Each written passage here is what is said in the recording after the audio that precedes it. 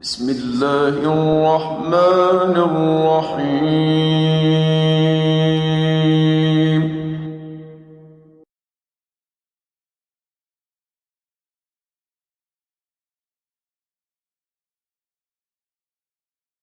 السلام عليكم ورحمة الله وبركاته. بسم الله والصلاة والسلام على رسول الله. الحمد لله الذي علم الغلام علم الإنسان ما لم يعلم، والصلاة والسلام على الخير وعلم الناس الخير سيدنا محمد. إن شاء الله النهارده هتكلم عن مادة جديدة خالص، يعني اسمها الأورال باثولوجي. وأكيد يعني لا يخفى عليكم إن أنتوا سمعتوا عن الأورال باثولوجي، وإن كنت يعني وأعتقد كمان إن أنتوا ذاكرتوا الأورال باثولوجي يعني. الأورال باثولوجي كواحد اندر جرادويت، واحد لسه بادئ في العلم ده، هتدرس ايه؟ قال لك والله في اول ترم بالنسبه لي بندرس حاجات كده في البدايه. اول حاجه developmental disturbance او developmental anomalies، اللي هي عيوب اثناء التخليق، اثناء تكوين الجنين، اثناء تكوين في المراحل العمريه المختلفه. فيسمون developmental اثناء عمليه التكوين. developmental ممكن ينقسم عندي ل هارد انوماليز وسوفت تيشو انوماليز. الهارد انوماليز دي بالنسبه لي هي تنقسم لحاجتين، يعني لا ثالث لهما، اما البون واما التيث، بون او تيث. والبون هو المجزله والماندبل، تمام.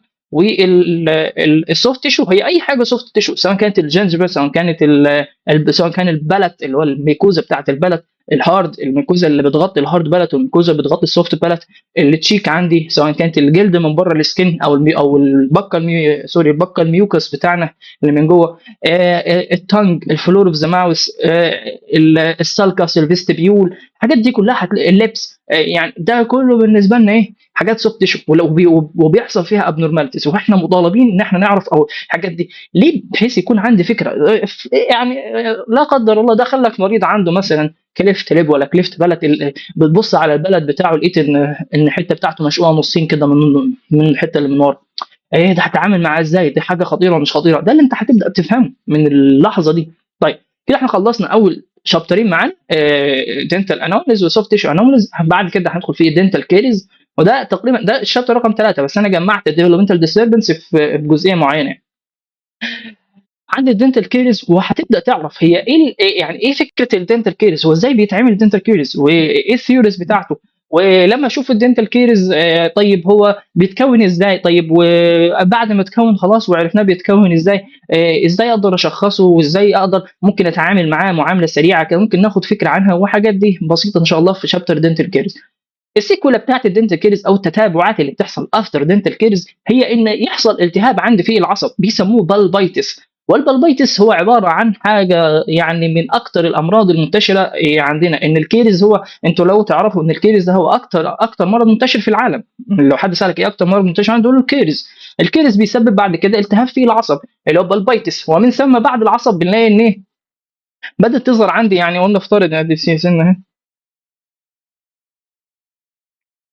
حلو، بلاقي ان عندي ادي هو العصب بتاعنا مثلا هنا. بلاقي ان بعد ما اخترقت الانامل والدنتين دخلت عند العصب، وبدات البكتيريا تعمل بالبايتس، وانتقلت البكتيريا ايضا الى الجزء الايبكس بتاعنا، فعمل لي بيري ايبيكال ليجن او بيري ايبيكال ديزيز. يعني حصلت كده في مشاكل حصلت حوالين الايبكس بتاعتي، ليجن كده بدا يظهر في الحته دي. طيب افتر البيري ايبيكال ليجن ده لقينا بس الدنيا، هل الدنيا انتهت؟ لا والله. لقينا ان الليجن ممكن، او الديزيز ده انتشر في البون. البون اللي حوالين السن ده كله بدا ينتشر فيه، فعمل اوستيو مايلايتس.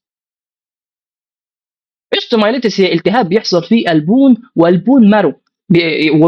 ودي هندرسها وهنعرف فيها شويه حاجات كتير ان شاء الله، وده بيحصل في البون يعني مش مستاهل. بعد كده هناخد فيه السيست والبون ديزيز، ومش عاوزين يعني نتكلم كتير عن السيست والبون ديزيز لان ليهم تفاصيل كتير. يعني السيست هي اكياس دهنيه بتظهر في الفك والفم وهكذا. يعني اكياس دهنيه، ده المعلومه اللي انت المفروض تكون عارفها بس كالعاده. يعني سيست يعني كيس دهني وخلاص كده. لكن هل هو كيس دهني فقط والدنيا دي حلوه والدنيا؟ لا، السيستم من اكبر الشهادات اللي هتدرسها هو والبون السنه دي، يعني او في الترم ده ان شاء الله. طيب نبدا مع بعض. اقول في اهم حاجه معايا في قبل بس ما ابدا، يعني سوري. هي الماده دي نفسها، يعني انا كواحد في الماده دي، انا ازاي اتعامل مع الماده دي؟ والله اول حاجه تدعي ربنا، يعني صراحه يعني.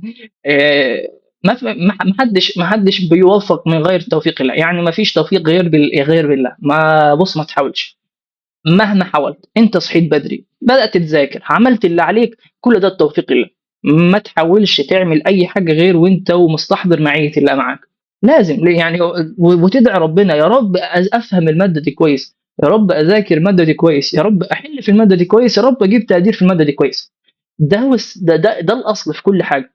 بعد ما تعمل او مش بعد، هو وانت بتعمل الحاجات دي ربنا بيوفقك ان انت فعلا تشتغل صح. هتلاقي نفسك وانت شغال في الماده ماشي معاك بتسمع كل المحاضرات، ومع المحاضرات بتبدا تعمل لنفسك تفريغ. مهم جدا، مهم يعني في اي بي انك تعمل تفريغ لنفسك، حاجه اساسيه، مرجع كامل ليك. وليكن عندك حاجات كتير جدا، يعني عندك مثلا الداتا اللي انا بنزلها، هل الداتا دي ان شاء الله هيكون في حاجات مش هتلاقي في حاجات ناقصه اكيد، يعني ما لا يخلو نشاط بشري من النقص، يعني اكيد يعني. لكن الفكره نفسها ان عندي اللي انا بكلمك عنه، الداتا اللي انا هجيبها دي هتكون كويس ان شاء الله، هتكون فيها حاجات كتير حلوه. طيب هل انا اكتفي بيها؟ والله هتقدر تكتفي بيها لو انت عاوز تكتسب معلومه، لكن انا عاوز اثبت المعلومه عندي، اعمل ايه؟ اكتب بايدي، اعمل تفريغ بايدي، او اعمل مصطلحات جديده في الماده دي بايدي، بحيث ان انا افتكر انا كتبت ايه في الصفحه دي وعملت ايه في الصفحه دي. طيب يبقى دي اول حاجه بالنسبه لي، ان انت بس يعني اول حاجه هو تكون عارف ان الماده اللي معاك دي لازم تكون بتحضر محاضرات. حلو. محاضرات اي محاضره، يعني ما تفرقش، عايز تكون يعني سامع الماده اكيد، يعني تفرغ المحاضره. وقلنا ده موضوع مهم جدا. هتلاقي اثناء المحاضرات الدكاتره دايما بيشاوروا على حاجه اسمها التجميعات، كوليكشنز. الكوليكشنز دي مهمه جدا عشان تاخد صوره كليه. يعني مثلا، يعني انا جيت قلت لك والله ان الماده دي ان مثلا عندي مرض بيحصل فيه المجزله بس، فانت تكتب والله امراض المجزله بتحصل فيها واحد اثنين ثلاثة أربعة خمسة ستة سبعة، تجمعهم كلهم مع بعض. أمراض المندب، أمراض بتحصل في الأسنان، أمراض بتحصل في كذا، أمراض نتيجة لكذا. هتلاقي إن أنت بتجمع، بتلاقي في كل تشابتر في أمراض بتحصل في المجزلة، ما ليه ما تجمعهمش كلهم مع بعض وتبدأ تكون عارف كده صورة كاملة للحاجات دي. هتلاقي في أمراض بتكون عادية، أمراض بتكون بيناين مثلا. يعني إيه بيناين؟ يعني حميدة. طيب بعد فترة تلاقي إن البيناين ده تحول إلى مالجنانسي، يبقى بيسموه بري مالجنانت. انت لازم تجمع كل الامراض اللي بتتحول لمالجنانت كونديشن دي، لازم تعرفها، فتعمل كوليكشن جديده اسمها بري مالجنانت ايه الحاجات اللي بتتحول لبري مالجنانت، وهكذا تقدر تمشي على الماده دي بالشكل ده. ويعني من افضل الحاجات اللي انت تعملها تجيب نوت صغيره، نوت عاديه خالص كده صغيره، تبدا تجمع فيها الحاجات دي وتحطها جنبك وانت شغال بس. يبقى دي حاجه تانية بعد التفريغ، ان انت تعمل تجميعات. تمام. وانا بذاكر اعمل تجميع. ثالث حاجه هو السبيسد ريبيتيشن. يعني ايه سبيسد ريبيتيشن؟ يعني ان انت تراجع الماده على فترات زمنيه متباعده بشغل منظم. يعني ما تجيش تقول لي ان انا يا دكتور انا ذاكرت الشابتر النهارده وان شاء الله هفتحه بعد اسبوعين، ما ينفعش. سبيسد ريبيتيشن يعني انت ذاكرت الشابتر ده النهارده، بعد يومين هتذاكره مره ثانيه كده سريعه، بعد اربع خمس ايام هتذاكره مره ثالثه، ما لما تاخد الشابتر الجديد هتذاكر تفتحه. انت ذاكرت ثلاث مرات، وانا ارى ان يعني ثلاث مرات تكون كافيه جدا لاي حاجه.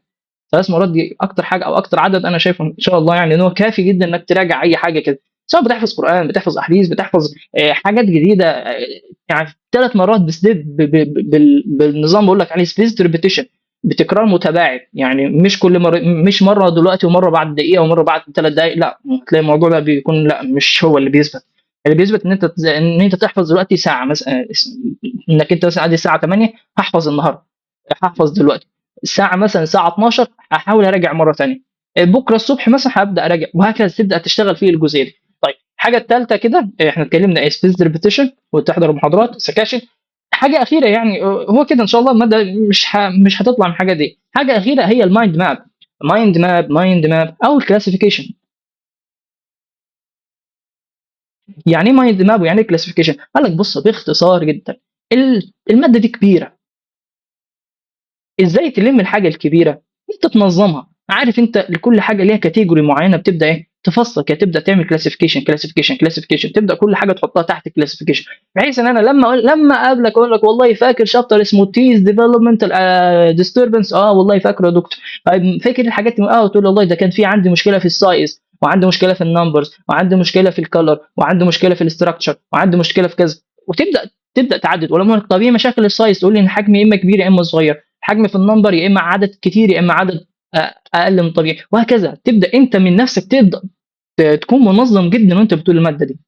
بس هي دي الحاجه الاخيره اللي انا شايف. يبقى كده محاضرات بتعمل تفريغ، وان كان التفريغ هيكون صعب معاكم، بس انا لا يعني عاوزكم مش تكتبوا كتابه علميه دقيقه بالكلام اللي هو بالهايلايتر وبالالوان واحط قلم رصاص والحاجات، لا. واكتبوا، بس اكتبوا الكلام بحيث ان انت تستحضر المحاضره وانت بتكتبها على طول، عارف ان الدكتور قال الكلمه دي، قال كده قال كده قال كده، ويعني عارفين ده بيسموه المسوده.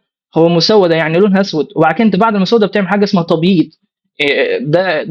دي مراحل التلخيص عندنا، ان انت بتبدا اول حاجه بتعمل تسويد، او تسويد ان انت بتجيب صفحه واحده وتكتب فيها كل الكلام ده، بعد كده بتبيض الصفحه دي، بتجيب حاجه كده صفحه جديده خالص، وتاخد من التسويد ده الحاجات اللي انت المهمه اللي تقدر ترتبها وتكتبها في تبييض. انا عاوز منك بس تعمل تسويد، مش عاوزين تبييض خالص احنا، عشان بس الماده تطبع معاك في دماغك يعني. كده تسويد اهو مش تفريغ، وكوليكشنز التجميعات، وسبيس ريبيتيشن، والمايند ماب، اهم حاجات تقدر تعملها في الماده دي يعني. وهي دعوه ربنا زي ما قلنا في كل حاجه، في كل حاله، في اي حاجه. بصوا كده يعني دي ده الصح، ده الصح حرفيا يعني. طيب نبدا بقى في الماده بتاعتنا. اول ما تبدا الماده بتاعتنا بتتكلم عن الترمينولوجي. ترمينولوجي ايه يا عم؟ بالترمينولوجي مره ثانيه احنا قال لك والله بص، اي حاجه اي علم بتدخله لازم تقابل مصطلحات، وكل علم له مصطلحات. كل علم ما تحاولش. علوم الهندسه ليه مصطلحات، علوم مثلا الاقتصاد ليه مصطلحات، علوم الامراض ليها كمان مصطلحات. فانا لازم قبل ما ادخل اكون عارف المصطلحات دي. طيب نبدا بسم الله الرحمن الرحيم. فاول مصطلح واهم حاجه هي يعني انا شايفها هو انك تشوف المصطلحات دي بشكل جنرال في الاول، عشان لما نقول والله ان المرض ده اسمه كذا كذا كذا، يبقى انت عارف خلاص ان دي عباره عن كذا وكذا، بحيث اسم يعني دماغك ما يلفش او يحفظها حفظ كده عبيط يعني، وكل شويه تنساها وتحفظها، تنساها وتحفظها وهكذا. نبدا اول حاجه مع بعض باكوردنج للمود. يعني ايه مود؟ يعني طرق انتقال المرض ده، او طرق انتقال الابنورماليتي اللي حصلت دي، او الانومالي اللي حصلت دي، وصلت ازاي للشخص ده. قال لك بص باختصار جدا، انا مش عاوز اطول في الموضوع ده. انا عندي ان في ادي شخص ده ذكر ودي انثى، كل واحد فيهم عندهم 46 كروموسوم.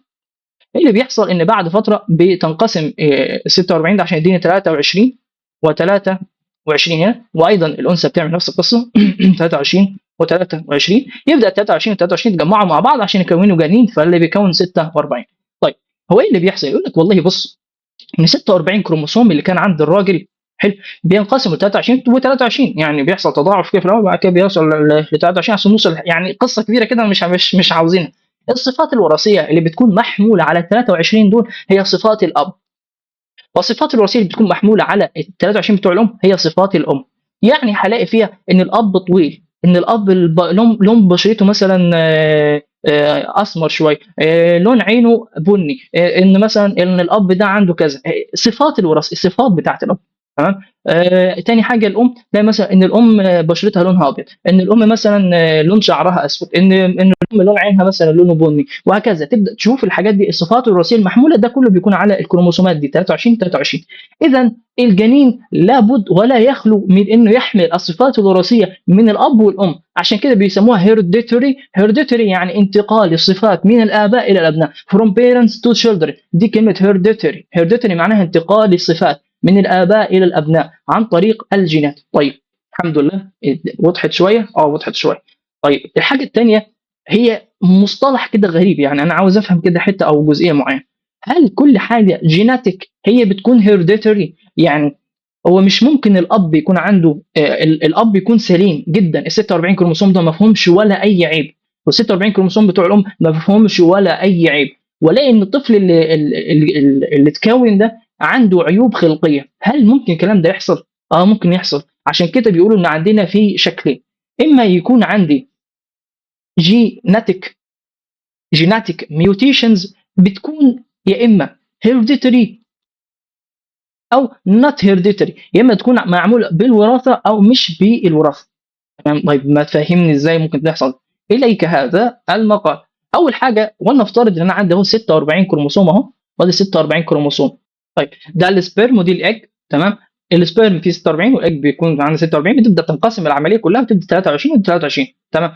ايه اللي بيحصل؟ يقول لك والله ان بلاقي مثلا السبيرم انقسم فعلا 23 و23. لكن يعني لما اشوف ان الايج اللي حصل لها مش 23، اصبحت 24 هنا، وهنا اصبحت 22. ايه اللي حصل؟ في مشكله عندي في الانقسام، حصلت عندي ابنورماليتي في الانقسام. فبدل ما دي 23 هنا و23 لا اداني هنا 24 واداني 22. طب ايه اللي يحصل في الجنين اللي بيتكون؟ ولكن الجنين اللي بيتكون هيظهر عنده 47 كروموسوم، ودي حاله بتعرف باسم ترايزومي 21 او داون سندروم او مانجوليزم. والحاله اللي انتوا اكيد عارفينها داون سندروم دي اللي هو اطفال او متلازمه داون.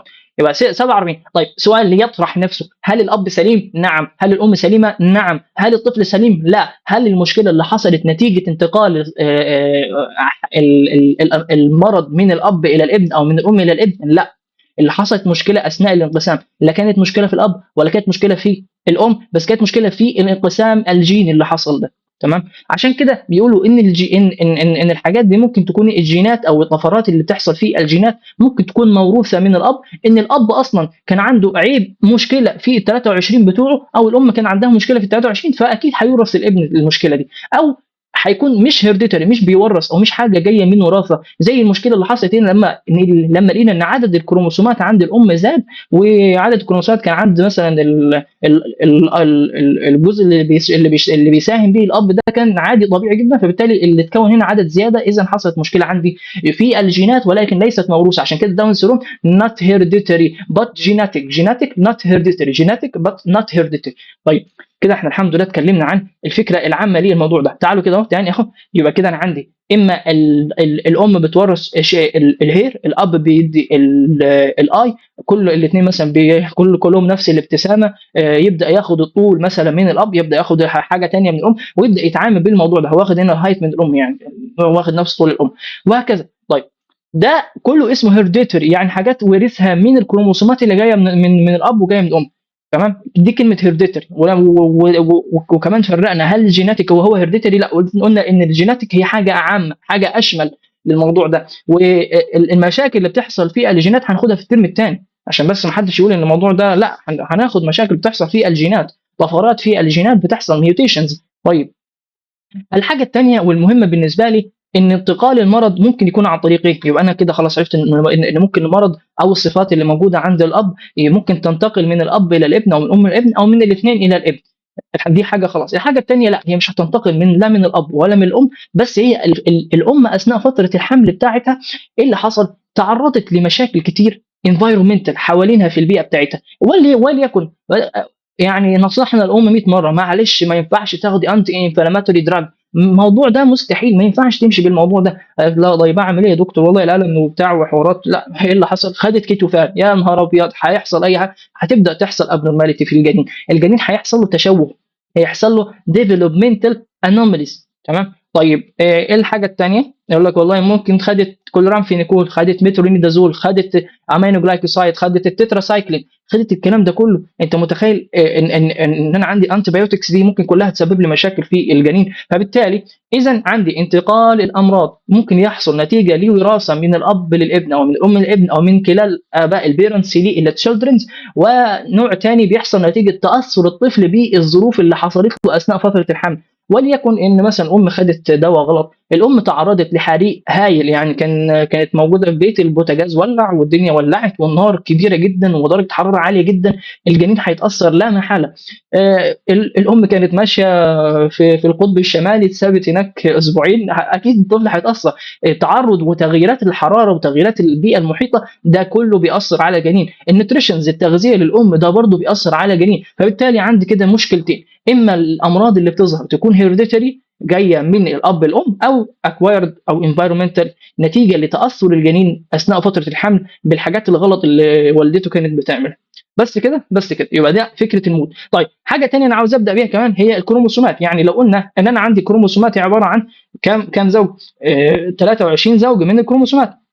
هو عباره عن حاجتين، يقول لك 22 في الاول، 22 واحد، 22 زوج من الكروموسومات دول جسديه، وزوج وحيد هو ايه؟ جنسي.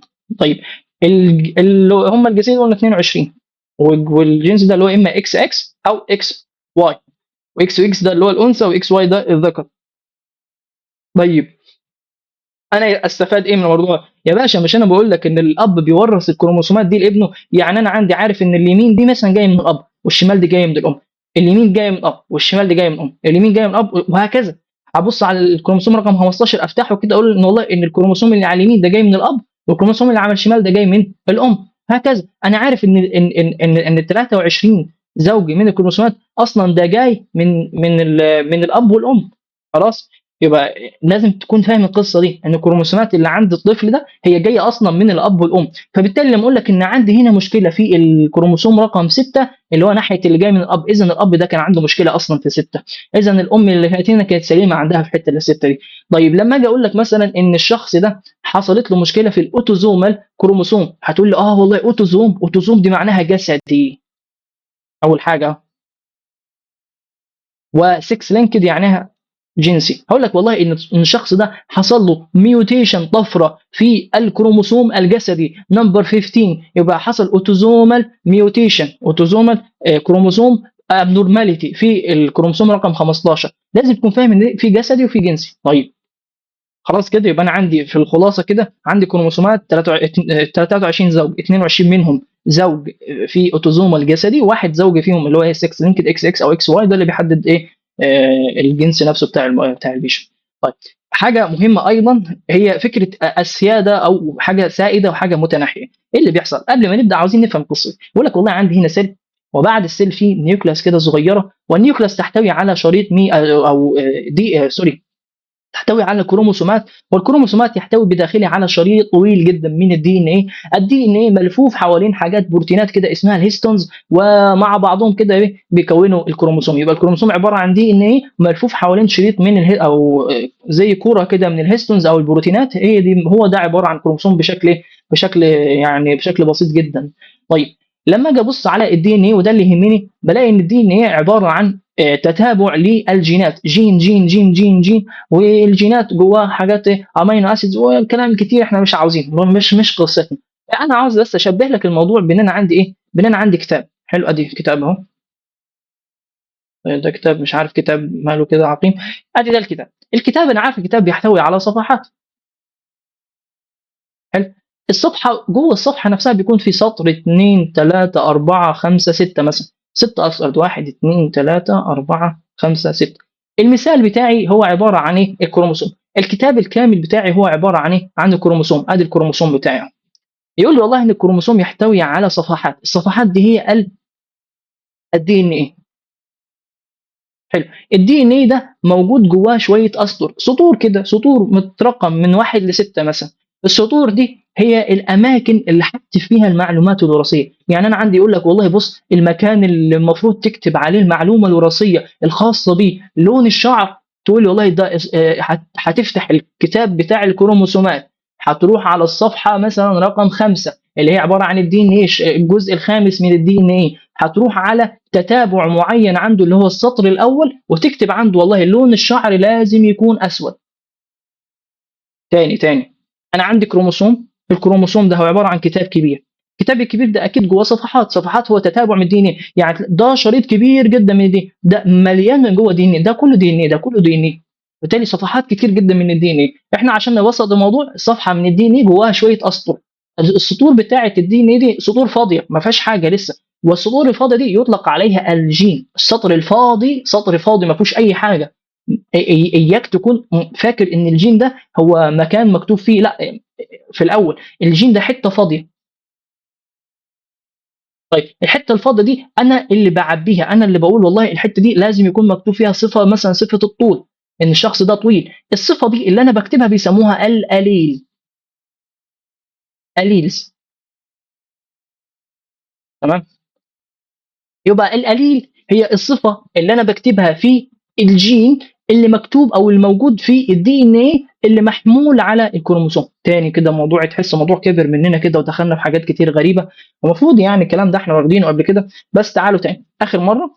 عندي كروموسوم، الكروموسوم ده هو عباره عن كتاب كبير، الكتاب ده اكيد كروموسوم جواه شريط من الدي ان ايه، الشريط من الدي ان ايه همثله لك بشويه صفحات.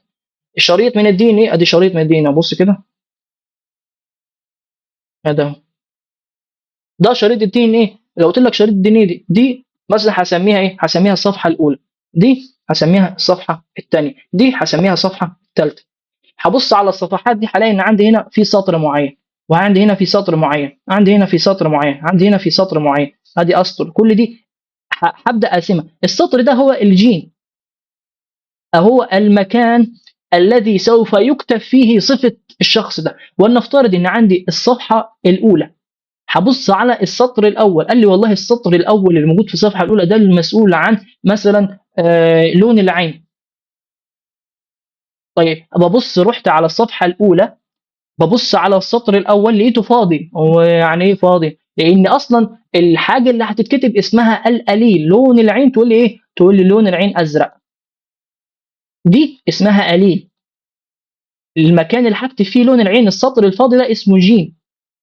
الجين ده موجود على الدي ان ايه. الدي ان ايه ده موجود في الكروموسوم، الكروموسوم ده موجود في النيوكليوس، النيوكليوس دي موجوده في السيل.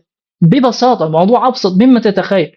طيب انا يهمني في ايه ده كله؟ والله انا هبدا امشي معاك واقول لك ايه، بص كده. وانا افترض هنمشيها بنفس فكره لون العين. انا جيت اهو وريتك ده كروموسوم، يعني ده بالنسبه لي ده كروموسوم جاي من الاب، وده كروموسوم جاي من الام. حلو. ادي الاب يمين والام شمال. ايه اللي حصل؟ يقول لك والله بص ان الكروموسوم الجاي من الاب، انا فتحت انا كده فتحت الكتاب. الكتاب جواه شويه صفحات، الصفحات بالنسبه لي موجوده فيها اسطر. السطر ده الجين. فرحت على السطر الخاص بلون العين، قال لي ده السطر الثالث هنا اهو، قال لي ده السطر الثالث بتاعي هو المسؤول عن المكان اللي هكتب فيه العين. هو هنا وهنا، يعني ادي واحد اثنين، ادي واحد اثنين ثلاثه. هبص الاقي عند الاثنين دول هو المكان اللي هشوف فيه لون العين عند الاب في الكروموسوم اللي على اليمين، ولون العين اللي عند الام في الكروموسوم اللي على الشمال. فهبص عند الاب، قال لي والله ده القليل بتاعه الصفه اللي انا هكتبها بني، والقليل بتاع الام الصفه اللي هكتبها ازرق. طيب هنا تحدث مصيبه. ايه المصيبه؟ انا جاي كطفل عاوز اعرف انا لون عيني ايه. يعني بعد كله، بعد ما اتهم ايه الكلام الكتير ده، انا عاوز اعرف الكتاب بتاعي. لما افتحه هبص على الصفحات بتاعتي. ايوه انا هبص على الصفحات اللي موجوده عندي في الكتاب. اللي هبص على الصفحات هلاقي عباره عن شويه اسطر، سطور فاضيه. هلاقي ان عندي مكتوب في السطر اما اسود او اما مثلا احمر، اما براون واما بلو. زي اللي هنا اهو مكتوب براون ومكتوب بلو، لان هو وارث من البراون الاب وهو وارث البلو دي من الام. طيب ايه اللي هيعرفه ان هو واخد البراون، او ايه اللي هيخلي ان البراون هو اللي يظهر او البلو هو اللي يظهر؟ يعني مين اللي هيظهر فيهم؟ يقول لك هنا تظهر خاصيه اسمها خاصيه ايه؟ السياده. مين فيهم اللي سائد؟ مين فيهم اللي هيتغلب؟ مين فيهم اللي هيكون هو القادر على الظهور؟ قال لك بص، لو كان عندي، لو قلت لك ان مثلا عندي عباره عن مثلا، ولنفترض يعني انا هضرب لك امثله، عندي الوان كتيره. لو قلت لك ان عندي في 3 الوان دول سائده، مثلا ادي البني ومثلا الاسود، بني واسود، ولنفترض ان احنا عاوزين مثال ثاني والعسلي مثلا، بني واسود وعسلي، ال3 الوان دول سياده. اذا انا لما اشوف بني هنا اكيد هو اللي هيتغلب وهيظهر، ولو شفت اسود هو اللي هيتغلب ويظهر، ولو شفت عسلي هو اللي هيتغلب ويظهر، مهما حصل مهما حصل. ده اللي ليه السياده. يعني لو لقيت عندي بني هنا وازرق هنا، لا البني هو اللي هيتغلب. ولو لقيت اسود هنا وازرق هنا، لا الاسود هو اللي هيتغلب. لو لقيت عسل هنا والازرق برضه، دول اللي هم السياده. يعني يكفي فقط، يكفي فقط ان انا اشوف قليل واحد بس عنده صفه السياده دي، اذا القليل ده هو اللي هيتغلب وهيظهر. يبقى القليل لما اقول ان القليل هو اللون هو اللي هيظهر. طيب الحاجه الثانيه بالنسبه لي اللي هو ايه؟ لو كانت حاجه متناحيه، قلت لك مثلا متناحيه اللون الاخضر، الاصفر، الازرق، الحاجات دي، ده كله متناحي مثلا. الاخضر لو انا شفته لا ما ينفعش، الاخضر ده مستني ايه عشان يظهر؟ هو ازاي هيظهر الاخضر؟ ازاي اشوف ناس عندهم لون عيون خضراء؟ قال لك بص باختصار، لو عشان يظهر اللون الاخضر لازم يكون عندي الكروموسوم اللي جاي من الاب والكروموسوم اللي جاي من الام. بفتح ببدا اعد فيهم يعني الشريط الدي ان بتاعي، ببدا اشوف الصفحه، والصفحه ابدا اعد الاسطر واحد اثنين ثلاثه. السطر المفروض يتكتب فيه لون العين، ببص لقيت ان هنا في اخضر جرين وهنا في اخضر جرين. اذا بالتاكيد هذه الصفه صفه لازم علشان تظهر يكون عندي الاب وعندي الام هما الاثنين عندهم جرين. فده بيسموه حاجه متناحيه. يعني علشان تظهر لازم يكونوا الاثنين هوموجينس، لازم يكونوا هما الاثنين متشابهين. هومو زايجوس ده بيسموه هوموزايجوس. لكن لو كان هيتيروزايجوس يعني مختلفين، يكفي فقط ان يكون عندي واحد دوميننت عشان يتغلب ويظهر. دي باختصار. طيب انا هستفاد ايه من الكلام ده؟ انا واحد كورو باثولوجي مالي بلون عيون يعني سلام، انا اعمل ايه ده كله؟ يقول لك في عندك امراض بتكون دوميننت يعني سائده اهي، امراض بتكون دوميننت وامراض بتكون ريسيسيف. الامراض الدوميننت يكفي فقط لظهورها انها تظهر عند اي شخص من الاب، يعني لو الاب عنده مرض دوميننت لازم يظهر على الابن، لو ام عندها مرض دوميننت هيظهر على الابن. ده عادي جدا، ده لازم يحصل، وبيورث عن طريق الكروموسومات. اما لو الاب كان يحمل حاجه ريسيسيف، حاجه متناحيه، لازم الام كمان تحمل نفس الحاجه المتناحيه علشان الاقي طفل ده حصل له ظهور لهذا المرض. بس هو ده اللي حصل، وهو ده الفكره كلها. دوميننت معناها سائده، يكفي لظهورها ان يكون عندي شخص واحد بس من الاب والام عنده الاثنين، ولو هم الاثنين عندهم سائده اكيد هيظهر برضه، يعني لو هم الاثنين عندهم اكيد لازم يظهر. طيب الحاجه الثانيه ريسيسيف يعني ايه؟ متناحيه. يعني ايه متناحيه؟ يعني لازم الاثنين، لازم شرط الزامي لازم الاثنين هم الاثنين يكونوا عندهم نفس الصفه المتناحيه دي عشان ايه؟ تظهر في الجنين. بس هي دي كل القصه، ودي الحاجه اللي انت عاوز تعرفها بس في الموضوع.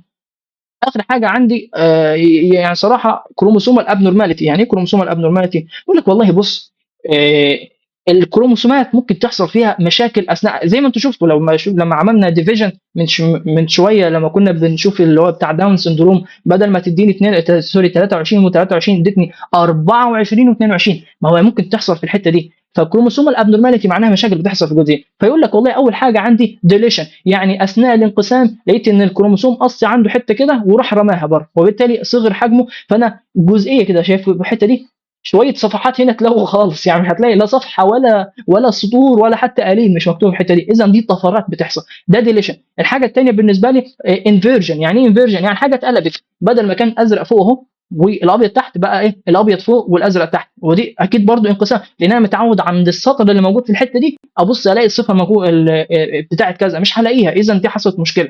طيب الحاجه الاخيره بالنسبه لي ايه؟ الترانسلوكيشن، ان انا عندي هنا كروموسوم اصفر وكروموسوم احمر، لقيت ان هما الاثنين اتقصوا حتتين كده، وبدا كل واحد فيهم ياخد الثاني، فبدا اصفر واحمر، احمر واصفر، وهكذا. حصل ترانسلوكيشن، كل واحد فيهم ايه؟ بدل، عمل اكستشينج للحاجات بتاعته. يبقى ترانسلوكيشن اكستشينج في الكروموسوم الماتيريال، كل كروموسوم بدل مع الثاني. انفيرجن اتقلبت 180 درجه. واخر حاجه ديليشن، يعني جزء من الكروموسوم فقد.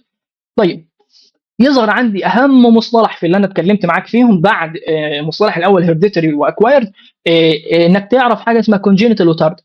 هو بس يصف التايم، وارجوك لما اقول لك تايم تقول لي تايم وخلاص، يعني الموضوع مش مستاهل. يعني ايه تايم؟ هل له علاقه بان المرض يكون اوتوزومال والمرض يكون مثلا اكس سوري 6 لينكد؟ لا. هل له علاقه بان المرض ده يكون هيرديتري والمرض ده يكون اكوايرد؟ لا. هل له علاقه بان المرض ده يكون دوميننت والمرض ده ريسيسيف؟ لا، ملوش علاقه باي حاجه من دول. هو ليه علاقه بس بالفتره ظهور المرض. لو المرض ده ظهر اثناء الولاده at birth اول ما الطفل اتولد لقينا عنده شفته بالشكل ده، حصل فيها تشقق في النص كده، فده بيسموه ايه؟ ده بيسموه كليفت ليب، ده بيظهر كونجينيتال